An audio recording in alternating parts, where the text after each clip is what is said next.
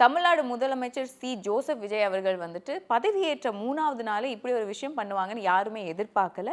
இன்னைக்கு அவர் என்ன பண்ணியிருக்காருன்னா, தமிழ்நாட்டில் 717 டாஸ்மாக வந்துட்டு, அதாவது மதுபான கடைகள் மூடுறதுக்கான ஒரு கோப்பு வந்து சைன் பண்ணியிருக்காரு. அதற்கான வந்து நடவடிக்கைகள் எடுக்குமாறு சைன் பண்ணியிருக்காரு. 2 வாரத்தில் தமிழ்நாட்டில் சில இடங்கள்ல, அதாவது குறிப்பிட்டிருக்காங்க, பேருந்து நிலையங்கள், எஜுகேஷனல் சென்டர்ஸ் அண்ட் கோவில்கள் இல்லை புனித ஸ்தலங்கள் பக்கத்தில் வந்து 500 மீட்டரில் வந்து என்னென்ன டாஸ்மாக் இருக்கோ, என்னென்ன மதுபான கடைகள் இருக்கோ, அது எல்லாத்தையுமே வந்து கண்டிப்பாக அகற்றணும். 2 வாரத்தில் இந்த ஒரு விஷயம் செஞ்சே ஆகணும்னு அவர் ஒரு சைன் போட்டிருக்காரு. ப்ளஸ் இதில் என்ன குறிப்பிடுறாங்கன்னா, நிறைய தவறுகளும் நிறைய குற்றங்களும் நடக்கிறது வந்து மதுபான கடைகள்னால தான். அதனால தான் நம்ம இப்படி ஒரு விஷயம் வந்து ஸ்டார்ட் பண்ணியிருக்காங்க. இதை வந்து ஒரு நல்ல இனிஷியேட்டிவாக பார்த்துட்டு இருக்காங்க.